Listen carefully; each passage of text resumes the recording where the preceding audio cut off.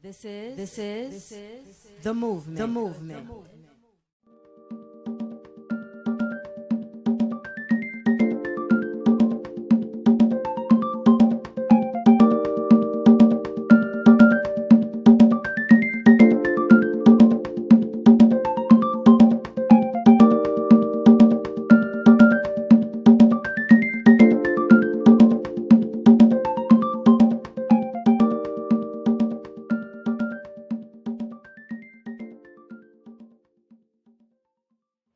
Talking about is, you're coming up on 40. The big 4-0. Yeah, long way. Lot of struggles, lot of battles, man. I'm happy that I'm actually here to talk about it right now, Okay. And you like to talk. That's one of the problems. You like to talk, and whoever wants to hear or is going to get trapped into hearing your story, you're going to spill and throw up on them. So, here's a platform. I'm going to spill and throw up on y'all, As you approach 40, there's so many things that we've learned along the way. If you could just think of one thing that you know now, coming on 40, and you was like, Dad, I wish I knew this. And I'm going to say 16, because even though you were on your own younger than 16, I'm going to say 16 is, we'll go from when you started living with Stacy. Okay. So that's like 16, 17 years old. True. Okay, so what did you think you knew at 17, 18, that you now coming to 40, you're like, I didn't have a clue? Well, at the end of the day, I grew up as a young black male trying to survive in New York City, Bedford-Stuyvesant, and Bushwick. There's a lot of things that I've done, that I never imagined that I would have to do. Had to do or chose to do? It's both. Okay. Both. Let's keep it 100. Yeah. It was situations. It was I put myself in life and death situations to accomplish just $1. How did that even happen? When you and our other birth brother talks about, things that you guys did growing up. I grew up in the same household that you grew up, and I feel like we kind of grew up in like a cornball household or corny neighborhood. I mean, I know it was violent. I know we had gangs and things of that nature, but we didn't grow up in the church, but we grew up Jehovah's Witness kids. We grew up kind of having a routine. We grew up and went to school in the neighborhood we lived in, so everyone knew us, knew our family. So how did the other life, how did things, like, what are some of the things that you felt you had to do, or you put yourself in situations from that cookie cutter life that supposedly I thought we had? The lifestyle that I had chose at that one point given a time is I was living every teen's fantasy. Running the streets, collecting money, having females, having cars, materialistic things. And how old are you? So you're 17. I'm 17. Okay. But at the same time, I'm 17, and I already been shot in both my legs. Okay. And at the same time, already had a criminal record. Okay.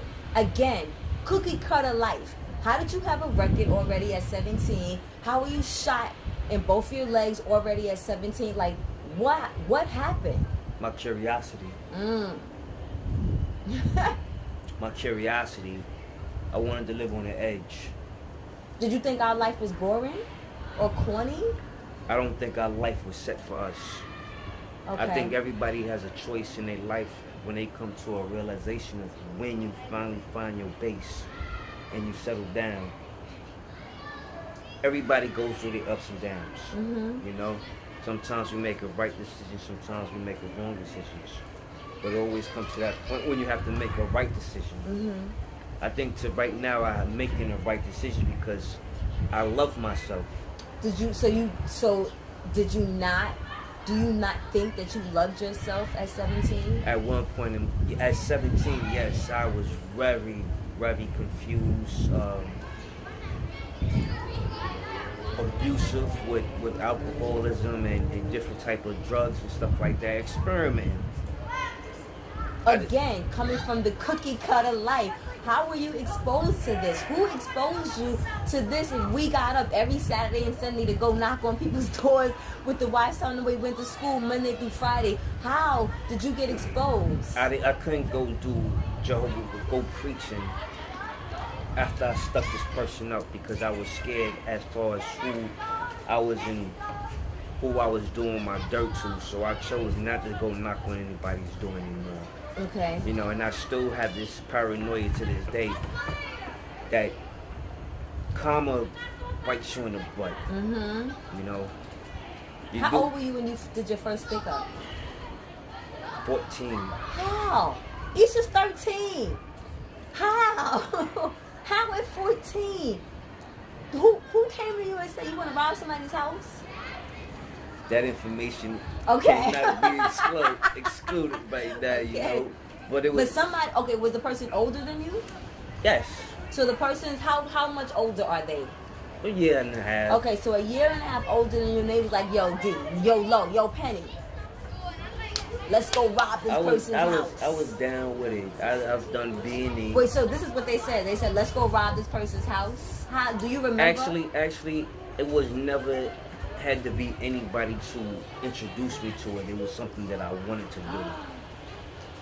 It was something that I wanted to do, something that I wanted to experience. Okay. You know, that sounds like my son. Just being an individual out here in this civilization, either you have a good job and you do something right.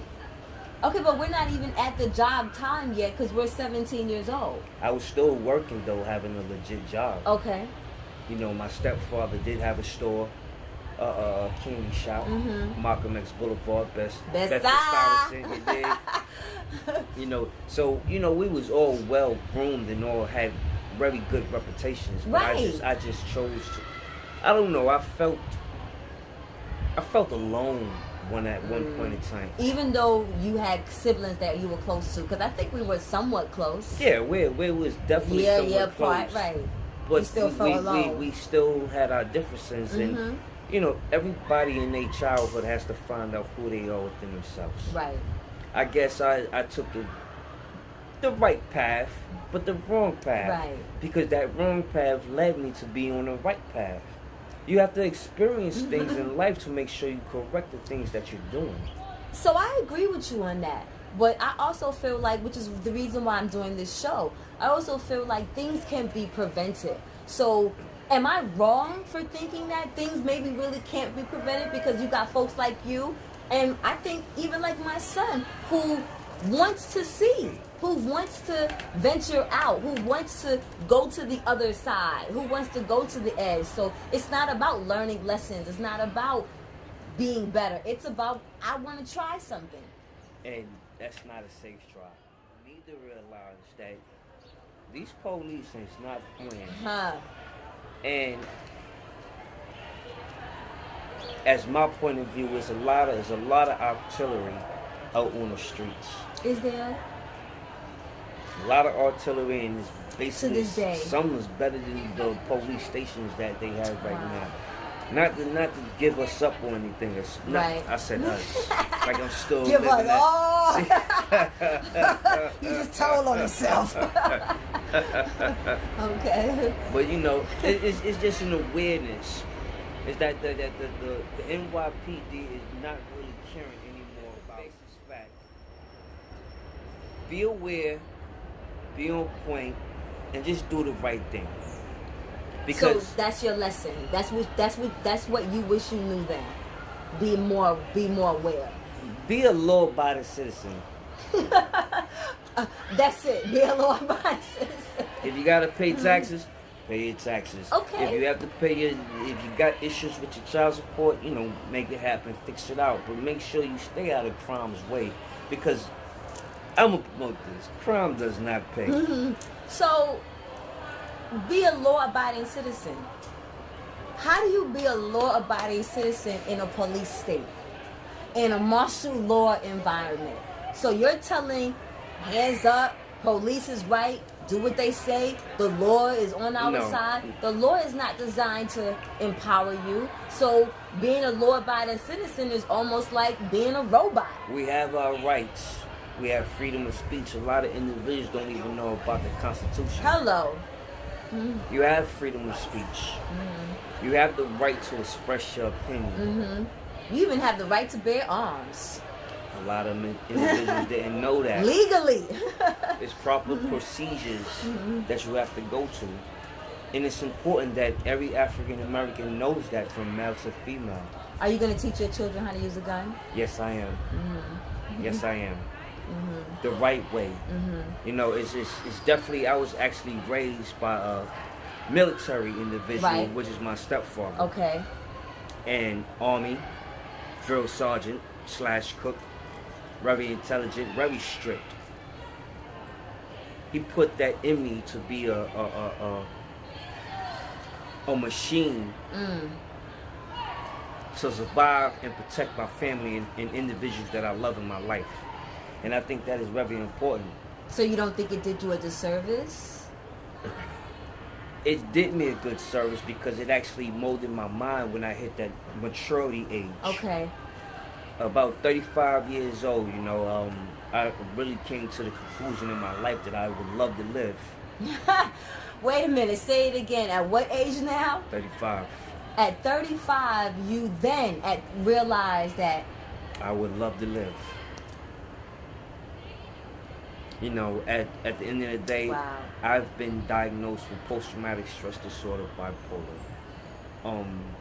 Hanging around in the streets, I've been injured and shot in both my legs. I even had numerous episodes that could have changed my life a whole lot, and I chose not to hold that burden in my gut. Because if I kept holding it in my gut, then it was going to destroy me. Once I started learning how to deal with these issues in my life, I started to maintain a little bit better. Okay. You know, I started reaching out and speaking about my disability Okay. and about the things that hurt me Okay. and things that's hurting me. How does it feel when you share? Sometimes I'm scared because some of these episodes bring up flashbacks and old memories that make me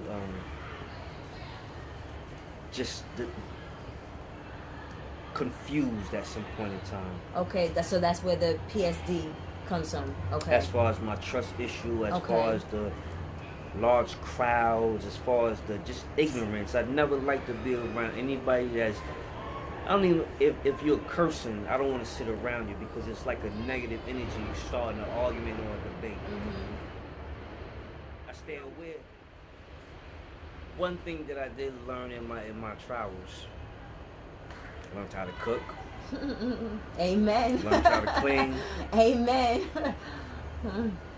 and I just make sure that I manage myself correctly, you know, respectably and honestly. Everyone does their dirt. Everyone does something to get by, just to get that dollar for survival. A lot of people do it the right way, and a lot of people do it the wrong way. As far as me, I chose it to do it the right way. Because I got tired of the stitches in the head, Real talk. the messed up. My survival instinct said is enough, you won't be able to survive no more if you keep going the way you're going. I have a higher power, which I've always had. I just never appreciated it.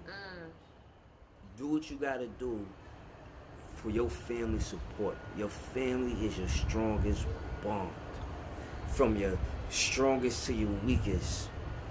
Stay together and try to create something that no one can destroy. Family strength. You have your gangs out here in the world, right? Everybody has their position. A gang is a family. One weak link would destroy the whole thing. Were you ever in a gang? Can you say that or not? I was affiliated with a few organizations. Okay. What was that? Why and how?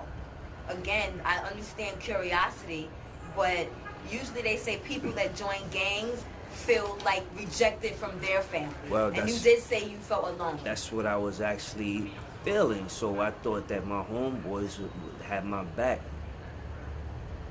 If you want to get real deep into a Yes. situation, Let's get deep.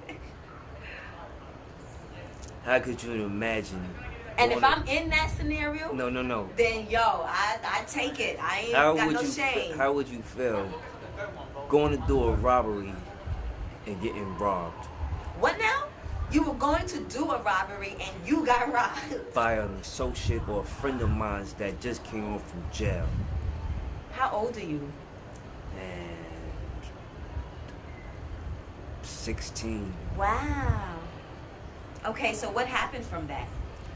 16, you going to rob somebody's house? No, going to Okay. actually rob an individual Okay. in the apartment building complex. Okay. It was a bad experience, but you know, luckily I'm allowed to talk about it. You know, I don't share this because it's something horrifying. But as long as I'm aware about it, I'm able to preach it, or not preach, just give a intel to every young individual out there that sometimes survival is by yourself or with your family. And if you can't get it with your family, then you're gonna have to do it by yourself. I found a friend. Her name was Cheryl Curry. She found out about my disability and found out about my issues, and she stuck by me going on 5 years, helped me out. Through the nightmares, through the fighting, the kicking, the scratching, and all that, you know? That life does not bring you satisfaction, you know? I've had money, I've had cars, I've had women, I've had jewelry. It's about time I find humbleness and have humbleness and peace. I have 4 beautiful kids. I put myself in a bad situation at times. But you know what? My higher power lifts me up and makes me stronger every day. And all I have to say to the individuals that's watching my sister's television show, thank you for my time. You ain't finished, bruh. Oh, wow. I You guess ain't the finished. interview is not over. I thought I was done with it. No, sir, because I want to ask you about that. Believing in God. Do you think that's really helped at all? Yes. Or superstitious wise. Okay. Believing in a higher power is what I believe in. I don't believe in. I believe what I see. Okay. You see God? I see other things. I see other things that's has something to do with my disorder.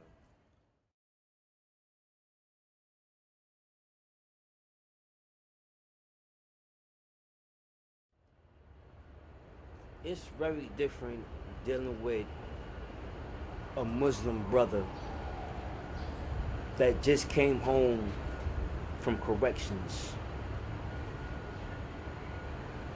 Actually found security because I got myself involved with a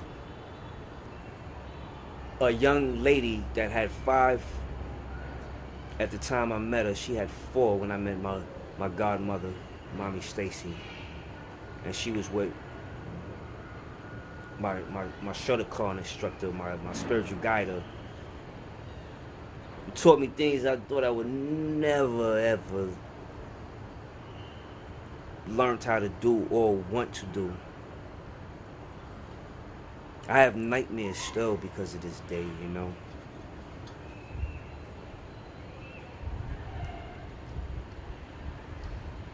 I've seen things, I've done things, and it's not appropriate.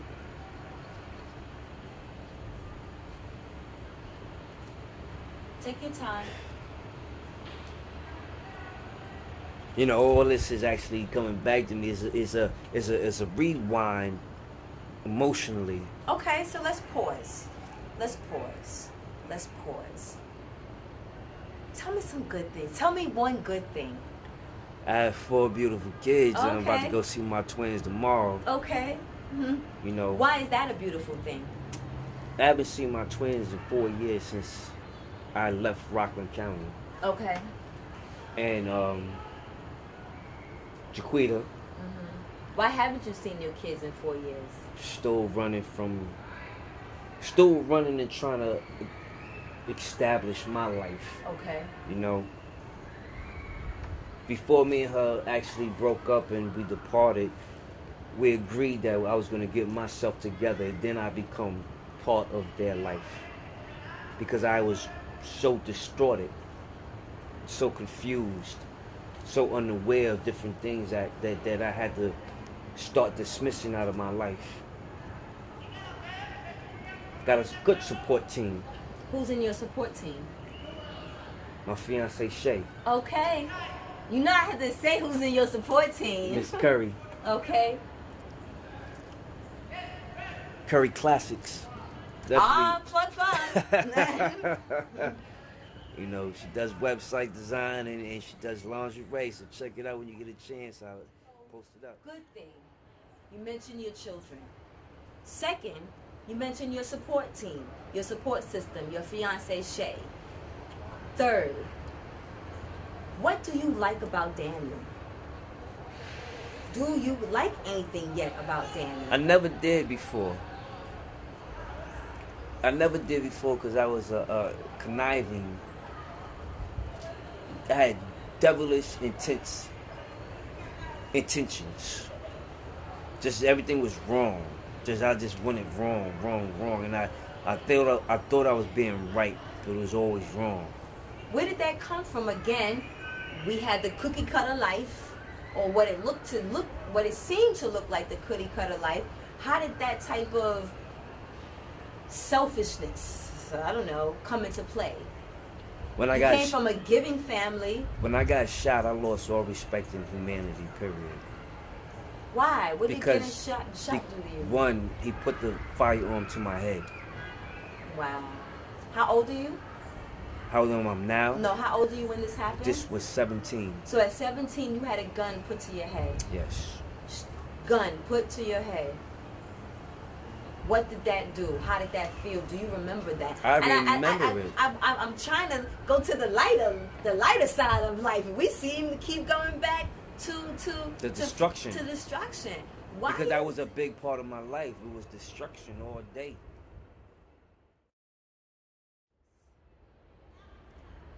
I had fun. Okay. I had a blast. Okay. It was ups and downs and ups. You know, survival to finish. You know, you got your good year, you got your bad year, you got your struggles that goes on, you got your happiness that goes on. You know. What I find interesting, though, is you did say that at 35, you realized you wanted to live. So, what do you think was so traumatic from 14 to 35 that did not allow you to value your life? From those ages, I wound up being homeless. Slept on the A train, slept on the 4 train, back and forth, being stubborn.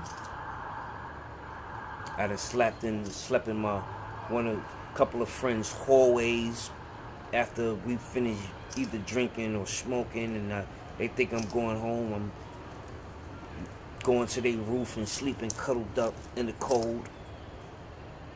A lot of things I didn't tell a lot of people, but I went through rough stages. So your brother's locked up. 16 years. Your sister's having babies, getting married. Where did you fall in that then? Your brother's locked up, your sister's married. I had to come to a conclusion where I had to get my life together. So if I had to go into a shelter, I did. But when I said the shelter was enough, I called my sister, and we came up with an arrangement to go to Job Corps. Shout out to Job Corps. Shout out to Job Corps. Very beneficial. Yes. Very beneficial. Very, very good situation. I even managed to mess that up. How? Oh boy.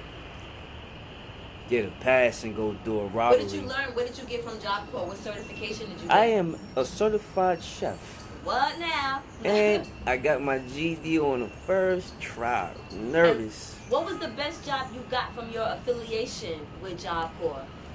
I believe every job I had was an excellent experience. Okay. I worked in resorts. I worked in the nicest restaurants. Gourmet. My best job I worked with kids at Harlem Children's Zone. Hey now. 4 years, opened that kitchen up. So if you don't mind me asking, how did you fuck all that up? Excuse me, because I can't cuss anymore. How did you lose that? Alcoholism. Have you come to a realization in your life that alcoholism is a disease, or do you think it's something that, just happened, or that you just have and you can fix on your own? Like, it's not really, the genetics is just a part of it, but it doesn't really play a major part in you fighting this battle. And the reason why I asked you that, because everybody has an opinion, including me. Everyone has an opinion, but no one, I don't know, has ever asked you, what do you think you have? Alcoholism's a big word. I'm just trying to work my problems out. Sometimes. So you use alcohol as a way to numb? It helps me numb, and I used to be a sad drunk, a miserable drunk. When I stopped being sad and miserable, I became angry and violent. Alcohol doesn't work for anything, It's just it's a fact of destruction. But I still keep my head up, and I still go about my day like it's a normal day. Fresh air, beautiful sky, beautiful people. Take my steps one day at a time. What steps? The steps in AA or your steps, Daniel steps? Daniel steps. Okay. Is there a difference? Sometimes. Sometimes.